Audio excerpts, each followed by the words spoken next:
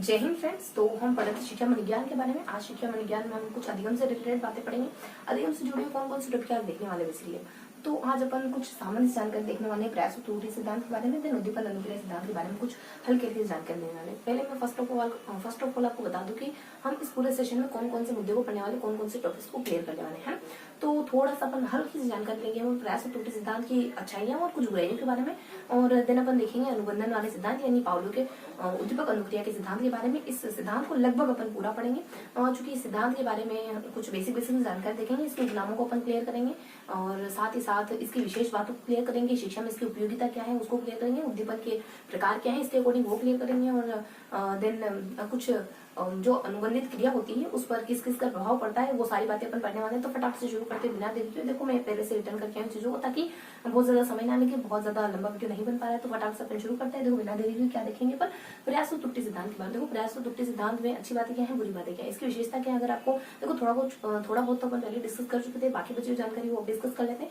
प्रयास और त्रुटि जो सिद्धांत है वो ड्राइविंग वगैरह करना हो, कोई कौशल वगैरह सीखना हो, और कोई मंदबुद्धि बच्चा हो, बार बार आपको परिश्रम की आदत अगर आपको लगानी है, तो इस तरीके की जो बातें होती है उनके लिए प्रयास और त्रुटि सिद्धांत एकदम रिलेटेड सिद्धांत है। और आर्किमिडीज का सिद्धांत हो गया, परिश्रम वगैरह तो देख लिया हमने। और बाकी इसकी कमियां क्या है, तो प्रयास और त्रुटि सिद्धांत प्रतिभाशाली बालकों के लिए अच्छा नहीं मानता है, अच्छा नहीं रहता है जनरली, और मानते हैं कि ये चिंतन को अवॉइड करता है, मानता है कि बार बार आप कोशिश करके सीखते हो, ये ह्यूमन कैपेबिलिटी को इग्नोर करता है। इस तरह की हल्की हल्की जानकारी। देन अपन आ जाते हैं उद्दीपन अनुक्रिया के सिद्धांत पर। देखो इसमें क्या क्या देखना है हमको। इसमें हम पहले बेसिक जानकारी लेते हैं कि सिद्धांत को किस नामों से जाना जाता है। बहुत ज्यादा नाम है इसके।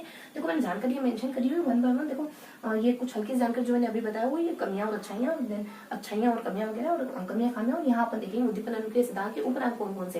देखो एक तो इसको प्राचीन वगैरह और क्लासिकल वगैरह और शास्त्रीय वगैरह इन नामों से जाना जाता है, पाउलो के उद्दीपन अनुक्रिया सिद्धांत को। देन उद्दीपन को एक सेंटर करके कहेंगे तो प्रयास और त्रुटि उद्दीपन और अनुक्रिया सिद्धांत कह देंगे इसको, और एसआर थ्योरी कह देंगे। और उसके बाद कुछ नाम ऐसे हैं जो कि पी से जुड़े, पीपीपी ध्यान रखना है ना, कुछ प्रतिक्रिया, प्रतिवादी, प्रतिस्थापन, और एक अपना संबंध अनुक्रिया के सिद्धांत के नाम से इसको जाना जाता है। देन इसके उपनामों के बाद कुछ हल्की सी जानकारी सिद्धांत से रिलेटेड है। इस सिद्धांत के बारे में देखेंगे। ये सिद्धांत बेसिकली इवान पेट्रोविच पाउलो जो कि रूस से बिलोंग करते हैं उनके द्वारा दिया जाता है। 1904 में इनको नोबेल पुरस्कार भी मिला था, यहाँ लिखा हुआ सब कुछ। 1904 में इनको नोबेल पुरस्कार भी मिलता है। और देन सेकेंड इन्फॉर्मेशन इनके बारे में गिवन है कि इनको गोचर या फिर अनुबंध के पिता के रूप में जाना जाता है। पितामह दादाजी हो जाएंगे ना, पिता के रूप में जाना जाता है। और देन हल्की सी जानकारी आती है इनसे जुड़ी हुई कि इनके सिद्धांत से जुड़ी हुई कुछ एक दो कॉन्सेप्ट आते हैं कि अनुबंधित अनुक्रिया किसको कहेंगे। वो अनुक्रिया जो बॉन्ड बना लेती है या फिर किसी अस्वाभाविक उद्दीपक के प्रति एक बंध बना लेती है उसको अनुबंधित अनुक्रिया कहेंगे। अस्वाभाविक स्टिमुलस के प्रति जो क्रिया होती है उसको कहते हैं अनुबंधित अनुक्रिया। और देन अनुकूलित अनुक्रिया का संबंध भी इसी सिद्धांत से, देन साहचर्य वर्ड का संबंध भी इसी सिद्धांत से। तो ये थी हमारी स्लाइड फर्स्ट। अब मिलते अपन स्लाइड सेकंड, ठीक है।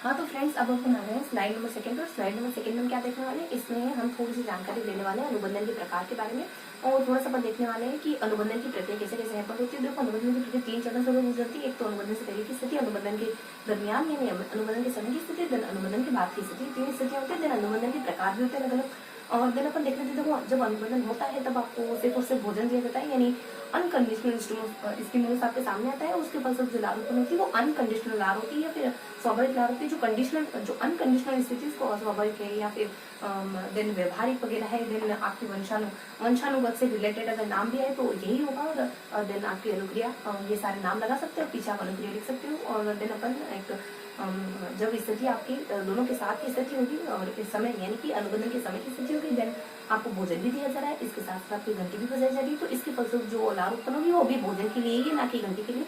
तो ये सेकंड स्थिति आ जाती है। थर्ड स्थिति अनुबंधन के बाद की स्थिति, इसमें सिर्फ और सिर्फ जब घंटी बजाई जाती है यानी कंडीशनल स्टिमुलस, आपकी कंडीशनल स्टिमुलस यहाँ ऐसा आ जाएगा कंडीशनल स्टिमुलस, है ना। तो कुछ अनकंडीशनल स्टिमुलस आपके सामने होता है, इसके फलस्वरूप जो लार उत्पन्न होती है वो कंडीशनल होती है, और इसको आप कृत्रिम वगैरह, स्वाभाविक वगैरह या फिर अर्जित वगैरह भी कह सकते हैं। ये 3 स्थितियां होती है बेसिक से। और इसको अगर अपन देखें ध्यान से तो यहाँ कुछ यूसीएस, देखो तो जो प्रक्रिया हमारी बनी वो यूसीएस यानी कंडीशनल, अनकंडीशनल प्लस अनकंडीशनल, और यहाँ अनकंडीशनल प्लस कंडीशनल। तो यहाँ आपने अनकंडीशनल रिस्पॉन्स मिलने वाला है, और यहाँ जब कंडीशनल स्टिमुलस है तो कंडीशनल प्रतिक्रिया वगैरह आ जाएगी। तो इस तरीके से ये जो स्टेप है, ये तीनों स्टेप कुछ इस तरीके से चलेंगे अगर साथ इंटीग्रेट तरीके से बताया। और देन से क्या आ जाएगा आपने अनुबंधन के प्रकार, अनुबंधन बेसिकली 4 तरीके का हो सकता है।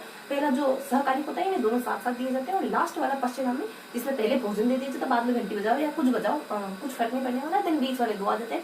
विलंबित चूंकि अच्छा माना जाता है और यहाँ मैंने मेंशन करा। और उसके बाद पश्चिमगामी, विलंबित में भी पहले भोजन ही दिया जाता है बेसिकली, लेकिन इससे थोड़ा अलग होता है। अब क्या डिफरेंस है इतना स्पेसिफाई नहीं मालूम, लेकिन हाँ इतना गिवन नहीं, लेकिन कहते हैं कि विलंबित में पहले भोजन देते हैं, देन घंटी बजाते हैं, और देन पश्चिमगामी में पहले घंटी बजा दी जाती है और बाद में भोजन दिया जाता है। इसमें समय अंतराल थोड़ा सा ज्यादा होता है, कुछ ऐसा मेंशन। समय अंतराल एक शब्द गिवन है इसके साथ, ध्यान रखेंगे। तो ये थी हमारी स्लाइड नंबर 2। अब मिलते हैं अपन स्लाइड नंबर 3।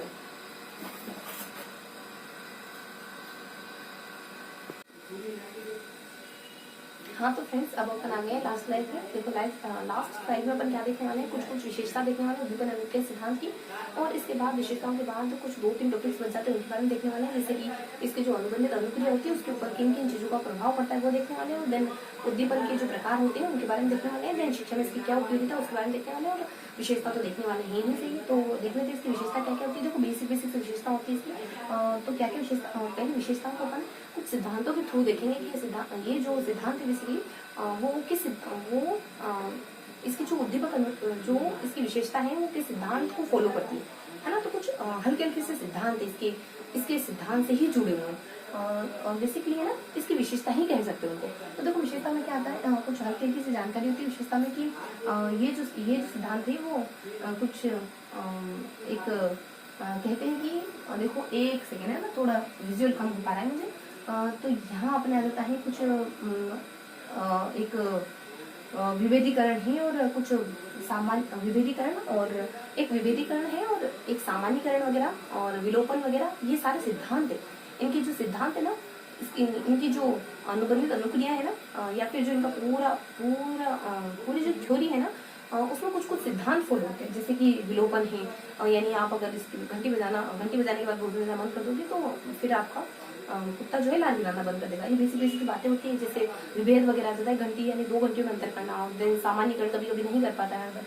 देन थोड़ा सा बता देते हैं कि विभेद और एक आंतरिक अवरोध की स्थिति आ जाती है और बाह्य अवरोध की स्थिति आ जाती है। तो आंतरिक अवरोध जब वो आप विलोपन की स्थिति को आप आंतरिक अवरोध कहोगे, क्योंकि उसके बाद वो लाल गिराना बंद कर देगा। और बाह्य अवरोध बहुत सारी घंटियां बजती है तो वो कंफ्यूज हो जाएगा और बाह्य अवरोध की स्थिति उत्पन्न हो जाएगी। और देन यहाँ अपने कुछ हल्की हल्की जानकारी और होती है, जैसे कि कुछ यहाँ अपने फिर आ जाता है कुछ हल्की हल्की जानकारी और होती है, जैसे क्रम का।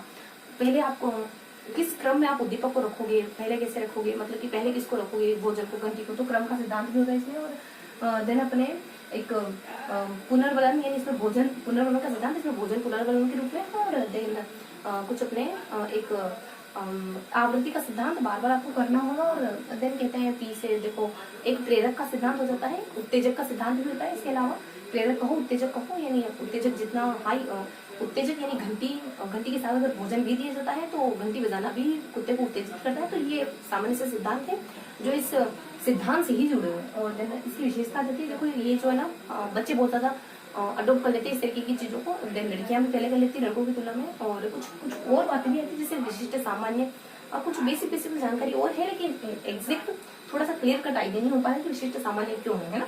और नेक्स्ट सेशन में आपको क्लियर करूंगी। वैसे मैं हर बार एक आधा क्वेश्चन आपको रखे देती हूँ, कहती हूँ नेक्स्ट सेशन में क्लियर करूँ, लेकिन बिल्कुल माइंड से मिस हो जाता है। लेकिन मैं अगली बार पूरी कोशिश करूंगी कि मैं ध्यान रखूँ, है ना, कोशिश करूंगी मैं ध्यान रख के उन पहले वाले जो बैकलॉग है उनको क्लियर करूँ, जो क्वेश्चन आते हैं उनको क्लियर करूँ। और देन तंत्रिका तंत्र, देखो इसका संबंध तंत्रिका तंत्र से होता है। एक और कोई परितंत्रिका तंत्र या शरीर से जुड़ी हुई कोई एक और बात है जो मिस हो रही है यहाँ क्वेश्चन मार्क के। और देन कुछ हल्की हल्की सी विशेषता और हो सकती है, कुछ बेसिक जानकारी और हो सकती है, लेकिन फिलहाल के लिए इतने ध्यान रखना है यहाँ पर। और उसके बाद यहाँ पर लिख लेते हैं कि कुछ यहाँ आ जाता है फिर अपने उद्दीपन के प्रकार बन जाते हैं, शिक्षा में प्रयोग वगैरह। और फिर अपने प्रभावित करने वाले अनुक्रिया को प्रभावित करने वाले कारण क्या हो सकते हैं। तो अनुक्रिया को प्रभावित क्या करती है, जो अनुबंध अनुक्रिया होती है ना, कि आप घंटे बजाते ही याद गिराओगी, इसको प्रभावित करने वाले कारक कौन कौन से हो सकते हैं, आयु है, मानसिक स्वास्थ्य वगैरह, लिंग वगैरह, वातावरण वगैरह, बहुत सारी जो सामान्य जगह है। इनके अलावा जो थोड़े हटके हैं, थोड़े यूनिक है, वो कारक क्या हो सकते हैं, कोई विभेदन वगैरह, सामान्यीकरण, विलोपन वगैरह। और देन कुछ अपने प्रेरक वगैरह भी कर सकते हैं। और देन एक और कोई बात आती है प्रेरक के अलावा कि संबंध, जो आपकी उद्दीपक है ना, दोनों घंटी और भोजन, इन दोनों में क्या रिलेशन है, ये भी प्रभावित करता है। न जाने कैसे करता है लेकिन करता है, ध्यान रखेंगे। उसके बाद ये बात तो क्लियर है ना। उसके बाद यहाँ बताते हैं उद्दीपन दो प्रकार के, एक तो प्रत्यावर्ती होते हैं, एक तो विमुखी होते हैं। प्रत्यावर्ती वो जो आपको इनाम मिल रहा है, अच्छी भोजन वगैरह मिल रहा है। विमुखी वो जो आपको दंड वगैरह मिल रहा है ना। तो पॉजिटिव नेगेटिव दोनों प्रकार के होते हैं। घंटी बजाने पर भोजन मिला है, गुड है, प्रत्यावर्ती घंटी बजाने पर आपको चाटा खाने को मिलता है, तो ये हो जाएगा आपका विमुखी हो गया। देन आपको शिक्षा में उपयोग, देखो कोई आदत डालनी हो तो आपको कुछ भी अच्छा करे, इनाम तो कुछ भी अच्छा करेगा। देन कुछ अपने मत बुद्धि बालकों को सिखाना है तो थोड़ा सा अच्छा करे, उनको मोटिवेट करो, थोड़ा सा अच्छा करे, मोटिवेट करो, बार बार मोटिवेशन का और उनके अच्छे करने का संबंध बना लो है, मोटिवेट करने का। और फिर कुछ सहायक सामग्रियों में भी ये हेल्प करता है, न जाने कैसे लेकिन करता है। तो ध्यान रखेंगे सहायक सामग्री में भी हेल्प करता है। एक दो बातों आती है, कुछ अच्छी बातें हैं, कुछ दो चार बातें, तो कुछ क्वेश्चन मार्क और है यहाँ, है ना। ध्यान रखेंगे, नेक्स्ट सेशन में क्लियर करोगे। तो ये था हमारा आज का सुपर फास्ट सेशन। मिले कुछ अधिगम से जुड़ी हुई जानकारी भी। तो आई होप आज का सेशन आपको पसंद आएगा। फिर मिलेंगे इसी के अगले सेशन में, तब तक के लिए खुश रहिए, मुस्कुराते रहिए, हंसते रहिए, बस पढ़ते रहिए। वेल डन, जय हिंद।